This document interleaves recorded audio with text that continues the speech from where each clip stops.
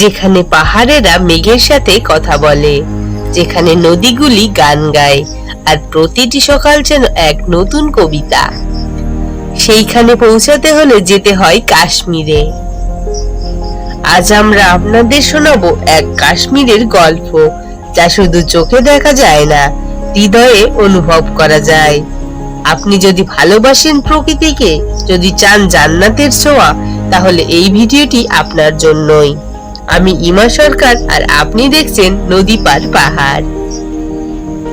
কাশ্মীর নামটির মধ্যেই লুকিয়ে আছে সৌন্দর্যের প্রতিচ্ছবি। কাশ্মীর শব্দটির অর্থই যেন এক মোহময় জগৎ।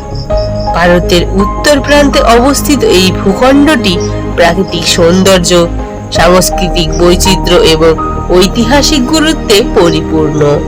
কাশ্মীর যেন প্রকৃতির হাতে বাঁকা এক চিত্রকর্ম। ডাল লেকের সকালের জাদু। যে কেউ কাশ্মীরে প্রথম পৌঁছালে তার হৃদয় থমকে যায় ডাল লেকের সৌন্দর্যে। সকালের প্রথম সূর্যের আলো যখন লেকের জলে প্রতিফলিত হয়, মনে হয় যেন স্বর্গ নেমে এসেছে এই পৃথিবীতে। শিকারা ভ্রমণের সময় এক কাশ্মীরি মাঝি জানালেন, বাবা, এই লেক আমাদের জীবিকা, আমাদের ভালোবাসা, আর আমাদের গল্প। প্রতি ভোরে সূর্য ওঠার সঙ্গে সঙ্গে আমি নতুন স্বপ্ন নিয়ে পাড়ি দিই। শ্রীনগরের মুগ্ধতা। শ্রীনগর কাশ্মীরের হৃদয়। এখানকার মুঘল গার্ডেন গুলোতে টিউলিপ আর রোজ ফুলের মন মাতানো সৌন্দর্য, হজরতওয়াল মসজিদের ধর্মীয় পবিত্রতা এবং লালচক এলাকার প্রাচীন কাশ্মীরের বাজার এক অনন্য অভিজ্ঞতা দেয়। পাহাড়ের ওপারে গুলমার্গ।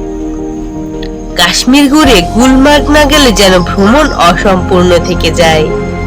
গন্ডোলা রাইডে যখন ধীরে ধীরে আপনি উঠে যাচ্ছেন 1000 ফুট ওপরে, তখন মনে হয় আপনি যেন মেঘের উপর দিয়ে উড়ে চলছেন।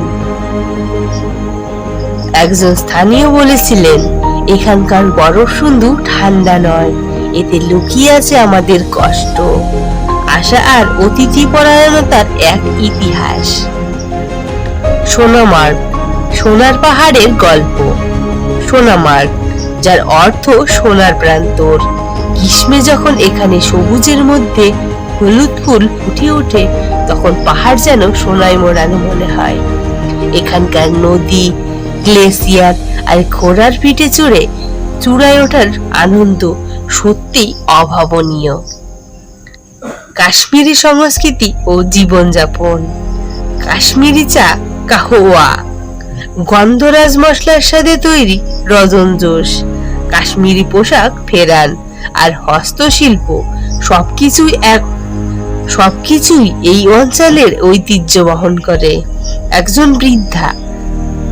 বৃদ্ধা স্থানীয় মহিলা বলেছিলেন, আমরা যুদ্ধ জানি না, আমরা জানি কেবল অতিথিকে হৃদয়ে স্থান দিতে। একজন পর্যটকের চোখে কাশ্মীর। আমি যখন ভ্রমণ করছিলাম, তখন এক নতুন দৃষ্টিকোণ থেকে কাশ্মীরকে দেখলাম। পাহাড় শুধু প্রকৃতি নয়, তারা এক একটা অনুভব।